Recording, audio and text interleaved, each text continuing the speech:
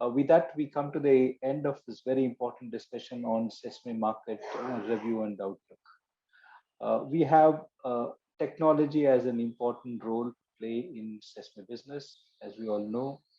And to present an update on Sesame hulling technology, we have Mr. Ali Tavukcu from Akyurek, which is a leading technology solution provider for Sesame industry based out of Turkey.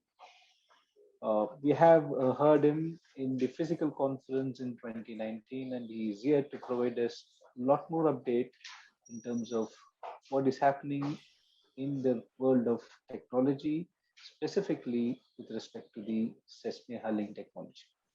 With this introduction, I request Mr.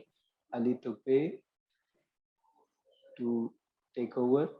Sir, the floor is yours. Good afternoon. Can you hear me? Yes, sir. We can hear you. Please go ahead. Very good, sir. This is Ali speaking, and we are a company name called Akyurek. We are based in Turkey. I will introduce you our company first. We have been working in the seed processing and handling industry for the since 1970. There are 550 people. So we are overall on payroll 550 people, and working in 70 different countries. And as per Sesame, in sub-Saharan region, along with America and in Asia, we have many clients who are using our equipment to clean sesame. Now, as per sesame peeling, we have recently installed in United States in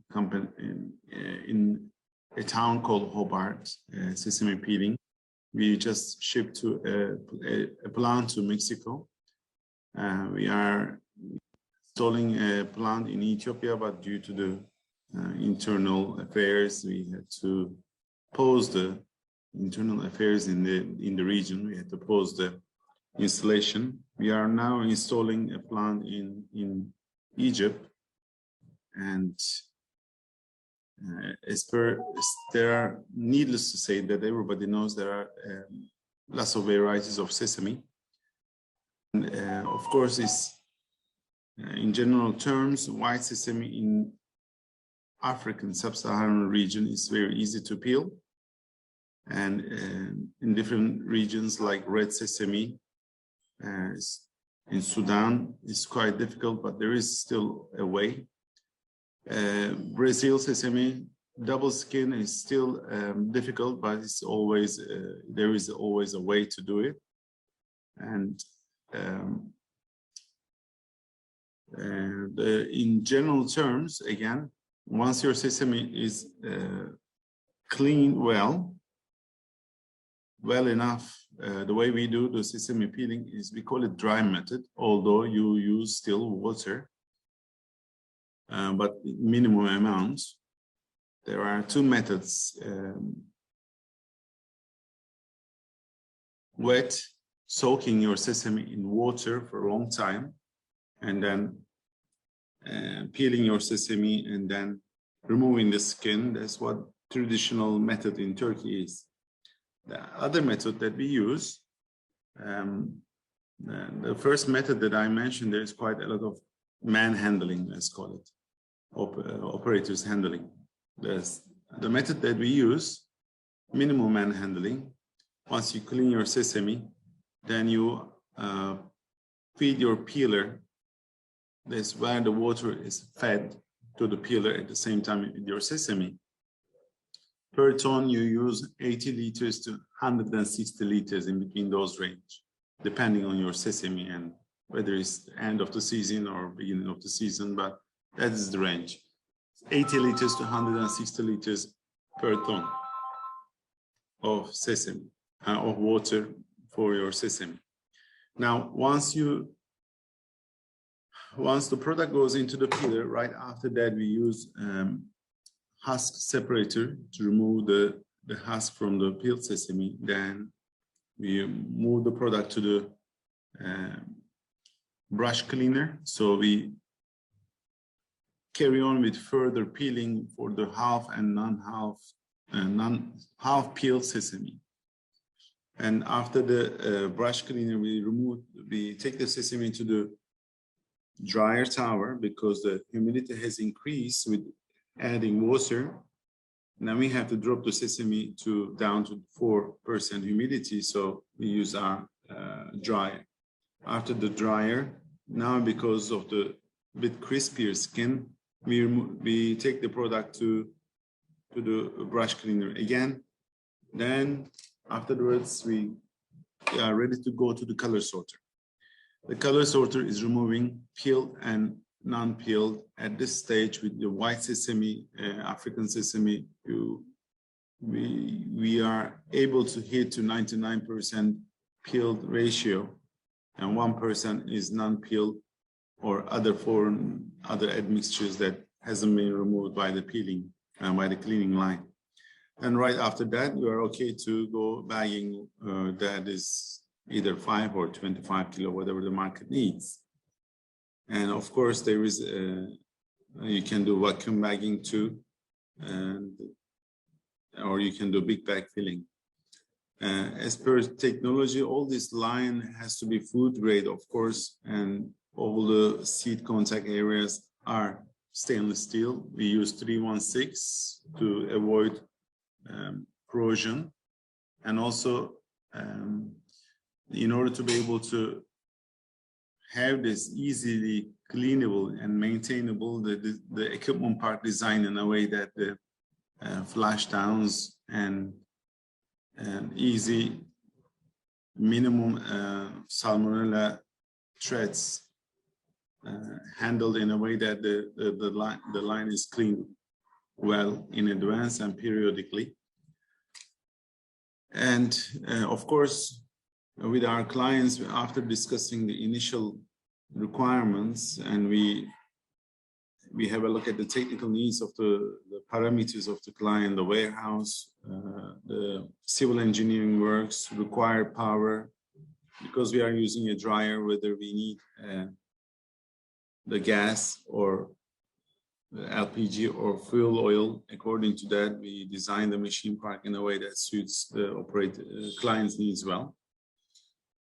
And then once we conclude the content of the equipment park, then we start with the production, then we do the shipment, then we come on site for the installation, then we do the training, and then we hand over the plan to the client. Now, there are, of course, needless to say, there are all the different part of the world has different power needs and regulations, food regulations. So those are specific needs are looked in whilst on production of those equipment as well. So overall, these are the details that I can provide. And should you have any questions, I always have to answer.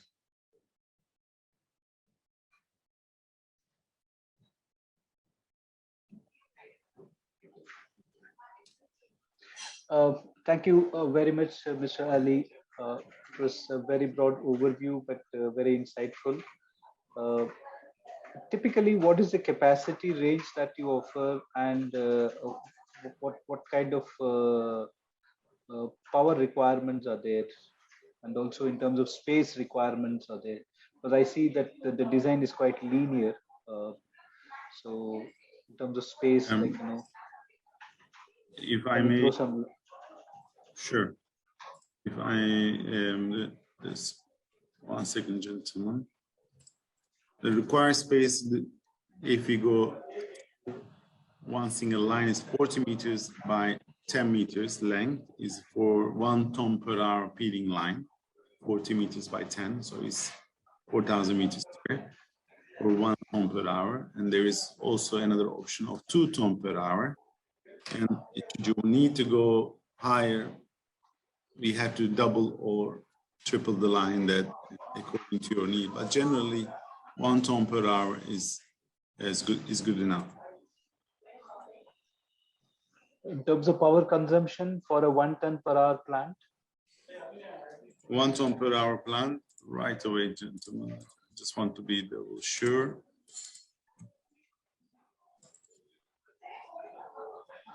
$460 kilowatt, if I am not mistaken. Okay. It's mainly because of the dryer? Apologies, I revert back. 186 kilowatt. If the dryer is with electric, it consumes quite a lot. But without electric, it's 186 kilowatt of power is required for 1 ton per hour line. At the same time, for the dryer, you will need either LPG or fuel oil. If it is fuel oil, it's 4 liters per hour of fuel oil is used for the with the dryer. Okay. For a 1 ton per hour hulling, based on your technology, what is the typical water consumption? Let's call this 100 liters per hour. Okay. And do you have this water treatment and recycle also a part of your solution? Incoming water can be filtered, but whatever we use, 100 liter, we dry it and there is no waste water at all. Okay. So the same thing gets recirculated, is my understanding right? And the water that we use, we don't recirculate. We always consume water. Okay. Because we use a dryer, we dry the water out from the Sesame. Okay. Okay. Okay. Right. Right. Right. Right. Okay. Perfect. And what's typically the lead time if somebody is interested in buying this technology from you, from placing the order to delivery, how long would it take? Production time differs from we have season, winter season and summer season. Of course, some south and north of the world, the orders coming in, but in normal conditions, this sort of equipment park should be ready within 4 months once you order it. At the worst case, within 6 months. Okay. Okay. Is it always on turnkey basis? Sorry. Yes, always turnkey basis. But traditionally speaking, once we start to speak with a client, this could take 1 or 2 months because of the initial information exchange. And then the client generally says, okay, my warehouse, my electric, my local, you should about 1 year, give yourself 1 year once you, but if you are fast, of course, once we manufacture within 4 months, then we have to ship it. This is the first 45 days to 60 days. Then once we come on site, this could be 1 month installation.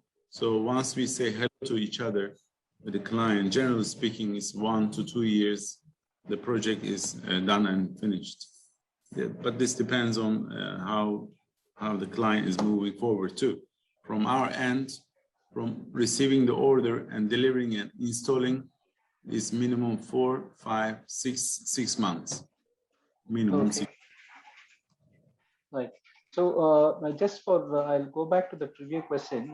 Do you also offer the client the option of buying only critical equipment, from you, and then, for example, material handling, you can purchase it locally? Is that possible? If we can always adapt whatever the client needs to put in to the line that we don't have, and we will do our best to accommodate. So for instance, if there is an air compressor locally available for the color sorter, then it is best to have such an equipment locally. If it is not locally available, then we will do our best to buy and sell to the client with the service, after sales service supported. So we are on these issues. Excellent. Thank you so much. I think that was very, very nice of you to have this conversation approach to a technology session. Otherwise, it gets very boring. You made it very interesting. One question, which Mr. Babakar saw, who is asked you, is that what is the minimum capacity rate that you build? I think you have answered that. It is 1 ton per hour. Is that the minimum capacity? There is a wishful thinking to make it even smaller, but I couldn't get there. It was quite a busy period. I would like to make it smaller because 1 ton per hour capacity line is not always budget friendly. And now this new world order, let's call it, we are trying to adapt to a smaller version of. So if it was to me maybe 250 kilogram per hour, a smaller equipment that is going to fit, if possible, to 1 container. So we minimize the investment with minimum, let's say for the startups, for someone who would like to send 1 container, I don't know, in 1 week time. So we haven't done yet, but somebody has just 2. So if a client says, okay, I am ready to look into this 250 kilogram, 1 container, minimum investment, can you work on it? I'll work on it. But if there is no demand coming, I haven't done such a homework yet, but it can be done. Okay, there's one more question, percentage unpeeled through your technology. And can you give us some comparison between how does your number or your technology compare with a traditional wet technology? Well, traditional technology, when you say traditional technology, I have to refer to our traditional Turkey, which is soaking the sesame well and then using quite a lot of water. In that perspective, our technology is already ahead with, let's say, hygiene, minimum water usage, and there is no wastewater, and minimum manpower. So that is good. And peeling, I don't know their peeling percentage, but our peeling percentage for Nigerian, Ethiopian, and Gaddafi sesame is like 99% peeled sesame. The peeler itself, and at the end of the line, you only waste 1% of sesame. Brazilian, although Brazilian, it's a beautiful sesame, but the skin is double skin. So one of our clients has the experience of 65% of peeling ratio. However, if you would like to overcome this, you have to combine the old technology and the new technology. And old technology meaning the traditional technology, where you have to soak your sesame in the water for 2 hours, then take it to the peeler. Then you can improve the peeling percentage of the Brazilian and the red sesame also. Red sesame is a beautiful sesame, needless to say, and the price is attractive too. So you can peel the red sesame. It is tough, even with the traditional method. So you have to soak your sesame, and you should do this continuously so you can, let's say, get your investment back quickly with a high capacity. So with the red sesame and the Brazilian sesame, when you soak your sesame, you are 95%. And what 95% of yield? The 5%, the 1%, best thing to do is cold oil press and get the best out of that byproducts with another equipment. That's right. You alluded to your technology being more efficient in terms of water and less manpower intensive.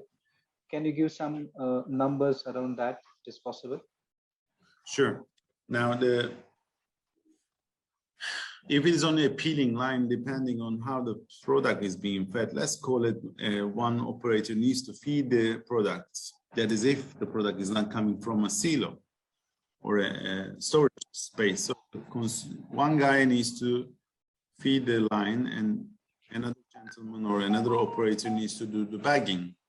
So, and one operator, supervisor can handle overseeing the equipment. So let's call it as three operators. But our plant in Michigan, we have done a tahini plant in Michigan, and that is almost, you can say one operator. You need one operator. If the raw material silos are full, one operator is being able to do the peeling, roasting, and grinding. Of course, sesame peeling, the sesame peeling technology, you have the grinding and tahini making, adding value. So we also do that too. We have done a recent one in Sudan, tahini, sesame crushing, other name. So there is always ways to minimize the operator. But of course, minimizing the operator depends on where you are in the world. Where the labor is budget friendly, then 3 guys is enough for me. When the labor is a lot expensive and you don't want to, you want to keep that, one guy is enough for me too. Okay. Just one last question, like, in terms of, can you give a typical sense of capex involved for a 1 ton turnkey plant, just for budgeting purpose? A full line, complete line, a turnkey plant for 1 ton per hour? Sure. Now, a sesame peeling line right now, ex-work price is $620,000. This is for a 1 ton per hour? 1 ton per hour. That is including these color sortex, what we saw, along with the accessories like compressors. Okay, let me tell you what it doesn't. This price doesn't involve the cleaning section, but the cleaning section for this particular project, and about $40,000 or $50,000 with minimum equipment, which is like a vibratory cleaner, destoner, and maybe a stick remover. So let's put this $40,000 to $50,000 on site. Okay. For this peeling plant, this is a turnkey project. So you have your bucket elevator, buffer bin, another elevator to feed the peeling machine. You have the water tank, so I have to heat the water. And then we have another pneumatic system, so I can take the product to the husk separator. I have a cyclone and filter system, so I can collect the husk as the byproduct. You can sell it, which is the 8%. Then I have to take the product to the brush cleaner to further removing the semi-half sesame, call it. And then I have another elevator and a dryer tower and burner battery, which works with the natural gas, excluding the tank of the gas tank. I have a cyclone and I have another elevator. So it's all in all, of course, the color sorter set is a 3-channel color sorter, and I have a weighing and bagging system, all the cabling, all the piping, all the power panel, and installation. $120,000. If you were to add on the sesame cleaning too, this could come to $660,000 or $670,000 expert. And this 8 containers. So whichever part of the world you are, from Mersin to your part of the world, you can calculate your container cost nowadays. Fantastic, of course. Okay, that the 7 or 8 containers it would take to stuff this. Yes, sir. Okay. That's quite a lot of details. Thank you so much, Mr. Ali, for sharing this. We have been having a lot more questions. I think we need to stop here. Please stay back in the networking launch I think there are so many queries which I'm sure you'd be happy to take, because people are keen to know more about your technology and how it can add value to their business. Thank you so much for being here and sharing with us about your technology. That was Mr. Ali from Akyurek Technology, the leading technology providing solution provider for a Sesame industry, starting from pre-cleaning to hulling, then color sorting, and then grinding, tahina, etc., etc., into the complete value-added products. Thank you so much. Thank you very much. Thank you. Thank you. Thank you. Thank you very much. With that, we come to the end of the day 2 of Virtual World Sesame Conference 2021. We thank all the speakers over the last 2 days who have put in a lot of efforts to present to all of us the best of the knowledge and the information and the insights they have about their market, their origin, and they have been very, very forthcoming in sharing it liberally with all of us. We also thank IOP EPC for guiding us, for supporting us, and for being a part of the inaugural session, and always encouraging us to do better and do more for this particular industry. We thank all our 23 sponsors for being with us, encouraging us. So this is also a virtual conference because of the compulsions. They have trusted us and given us the support. So we thank all the sponsors, each one of the 23 sponsors who have supported us. Equally, we thank 7 associations, partners, and also media partners who have joined us and helped us to spread this word about the conference, so that we get such large participation. We had over, in the last count yesterday, about 860 delegates. We have shared some of the details about the delegate registration, what they did and all in today's highlights. Many more have joined in today. This only shows that there is an interest and eagerness to know more about Sesame and to get linked to the people connected with the world of Sesame. There are some 2-3 important takeaways from yesterday and today, which for me personally is very important to work on. One of the thing was an observation that how do we make Sesame a viable crop for the farmers, given that it has not seen any yield improvements, and therefore it is becoming not the first crop of choice, but second or third or fourth. So the interest of the farmer needs to be sustained for all of us, because that's what results in production. How do we make Sesame cultivation profitable for the farmer? Is something somebody has asked yesterday, which is a very, very, very important question.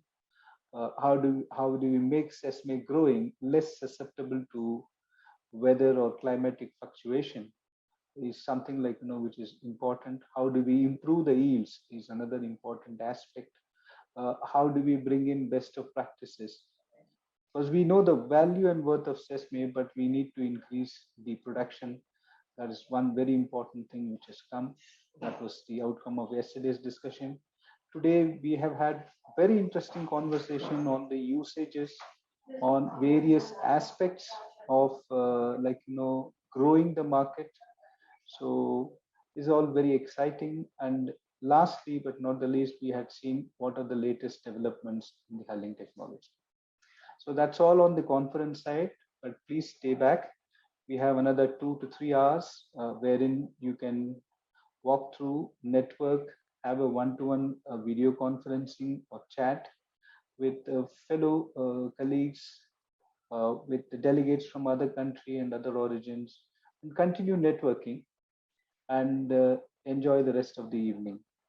We do welcome your suggestions and feedbacks. because that's what drives us to do things better, things which are more useful for you. So please feel free to share your comments, suggestions on all the aspects which you felt could have been done better, could have been done a lot differently. We are very open to your ideas, and we will see that one how we can integrate them. Even going forward, I feel that one hybrid would be the mode.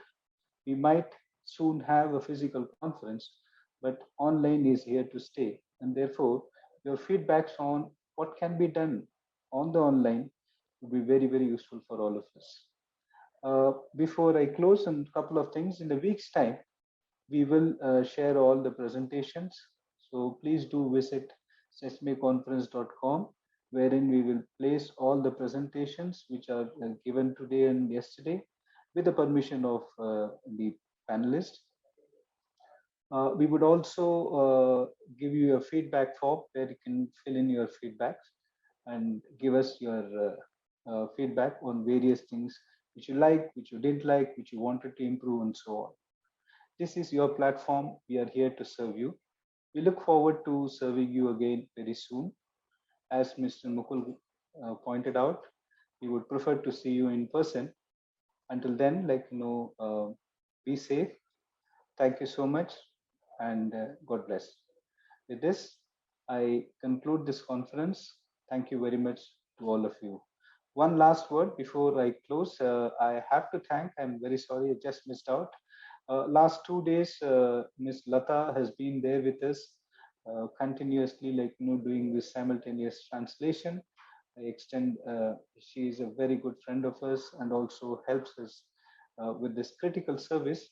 Uh, so a special thanks to Ms. Lata as well, and the entire team at sesameinfo.in. It's, you see me first, but you don't see most of the people who are behind. We have a big team. I thank all the team members of sesameinfo.in, because without the support, it's not possible. So as like outside, we do get a lot of support from the entire team here.